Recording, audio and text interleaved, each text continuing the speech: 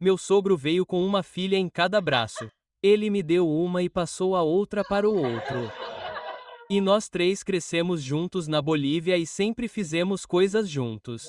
Trabalhamos juntos no México, no Peru e na Bolívia. Agora eles estão aposentados, nós também. Eles não são mais missionários, mas nós somos. E eles continuam nos dizendo que precisamos parar de fazer isso e apenas aproveitar a vida. Minha esposa e eu conversamos sobre isso e ele disse: não vamos parar até que Jesus volte. Amém. Amém. Ou até que não possamos mais nos mover. Mas não podemos. Há muitas pessoas que dependem de nós. Muitas almas de escola, muitas escolas, muitas redes de televisão. E nós simplesmente nos importamos se não fosse pela visão que Deus me deu. Por exemplo, sempre orei por países inteiros. Não quero apenas um pequeno projeto. Eu disse: Senhor, me dê o Brasil. Me dê o Brasil. Eu quero o Brasil. E então, de repente, a oportunidade surgiu e em 3 meses estamos alcançando 200 milhões de pessoas em todo o país no Brasil. Amém. E estamos nos preparando para ir para São Paulo com a televisão. Estamos transmitindo em 7 cidades e São Paulo tem 35 milhões de pessoas e começaremos a transmitir em São Paulo. Tudo o que posso dizer é que mal posso esperar para chegar ao céu e ver quem estará lá. Amém. E se eu desistir agora, pode haver muitas pessoas. Agora, este é um bom momento para mencionar que, infelizmente, 13 anos atrás, na Conferência Geral, Ted Wilson enviou o vice-presidente para falar conosco com o secretário, ACG, e eles nos pediram para fechar todas as nossas redes de televisão. E eu disse: mas por quê? Eu disse: 80% dos batismos na Bolívia vem por meio de nossa rede de televisão. Os frutos são bons. Ele disse: se vocês não os fecharem, vamos colocá-los na lista negra em todo o mundo. E eu disse: mas pensei que vocês estavam vindo aqui para que pudéssemos trabalhar juntos. Eles disseram: não viemos para trabalhar juntos. Viemos aqui para que vocês nos obedeçam. E eu disse: mas eu também tenho um conselho. Tenho 4 ministros ordenados. Tenho o presidente aposentado da OSCE, o presidente aposentado da Beatenvelle, o presidente aposentado da Lurbrook Academy, meu pai, eu e um engenheiro da 3ABN em nosso conselho. E eu disse: tenho que levar isso ao conselho também, mas nunca ouvi falar disso. Trabalhar junto significa fechar. E minha esposa se levantou e disse: tenho uma pergunta. Você disse que todos os nossos projetos, temos orfanatos, escolas, serviços médicos, todos eles. Feche todos eles. E minha esposa quase teve um derrame, porque ela é responsável pelo serviço médico. E ela disse: você nunca ficou doente e não tem seguro. Sua mãe nunca morreu ou seus filhos morreram porque você não está nem perto de um hospital. Você não sabe o que essas pessoas passam. Nosso avião vem, os pega, os leva e os traz de volta vivos. O que você sabe sobre isso? Aspas. E eu disse: calma, calma, sente-se. Mas ela ficou indignada. Então eu disse: eles disseram que a única opção é: vocês nos obedecem ou serão colocados na lista negra. Aspas. Por quê? Perguntaram. Nós sabemos por quê. Muita influência.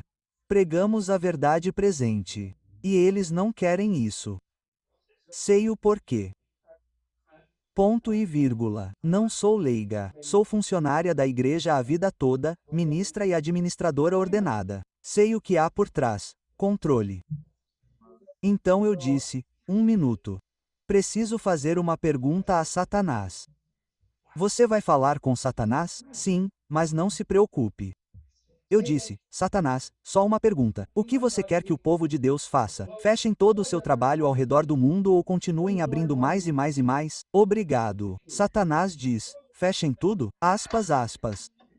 Para quem você trabalha? Eu disse: você está dizendo a mesma coisa que Satanás diz. Deus diz: vá por todo o mundo, pregue o evangelho, abra o trabalho para todas as nações, todos os tipos de pessoas. Você vem aqui e diz o oposto do que Deus está dizendo. Aspas. Então, para quem você trabalha? Eu estava sendo um pouco sarcástico. Eu deveria ter sido um pouco mais. Mas eu estava apenas tentando ilustrar. E então, finalmente, quando o vice-presidente que ainda está lá, que ainda estava na conferência geral, que estava entrevistando as pessoas, ele disse: você disse algo sobre os jesuítas.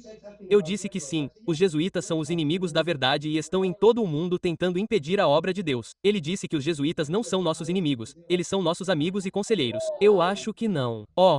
Certo. Eu disse que de agora em diante nunca mais o chamarei de pastor. Uau, você é um traidor.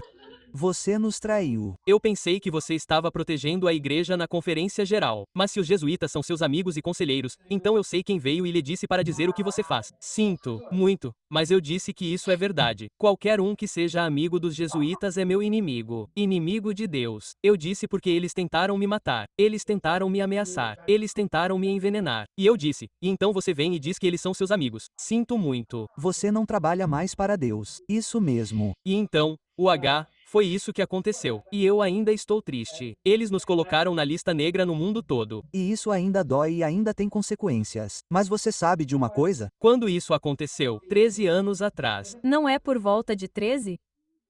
E naquele mesmo dia, a Conferência Geral divulgou um comunicado para todo o mundo. David e Becky Gates estão se divorciando.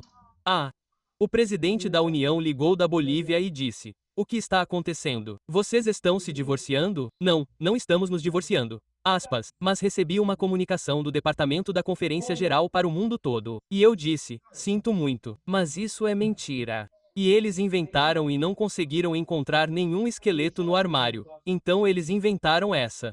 Mas lembrem-se, eu não rotulo a igreja por causa desse problema, mas há infiltrados. Sim, eu não julgo a igreja porque há algumas pessoas más lá dentro. Isso não faz parte da igreja. Esses são inimigos de Deus que estão lá dentro.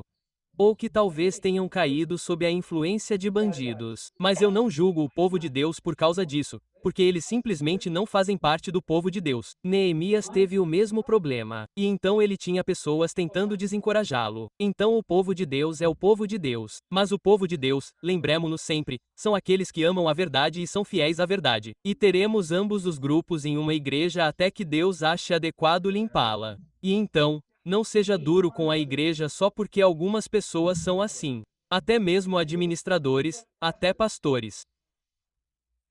A maioria são membros e pastores e administradores que não estão do lado de Deus.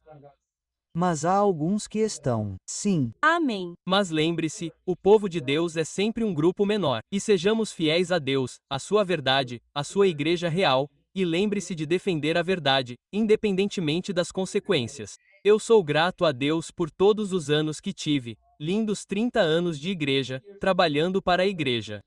Sou muito grato. Sempre fui bem tratado. Sempre fui tratado quase com favoritismo porque eu era muito produtivo. Eles sempre me quiseram. Todos lutaram para me ter. E então não tenho sentimentos ruins e amargos. Mas quando vejo esse tipo de atitude, dói. Mas percebo que isso não representa a igreja. Representa aqueles que se infiltraram na igreja. Então, continuemos amando a Deus, amando sua verdade, sendo fiéis adventistas do 7º ano. E então um dia Deus revelará quem é quem. Amém. E então naquele momento, o verdadeiro 7º avenista, por favor, levante-se enquanto eles recebem. Amém. Amém. Amém. Bem,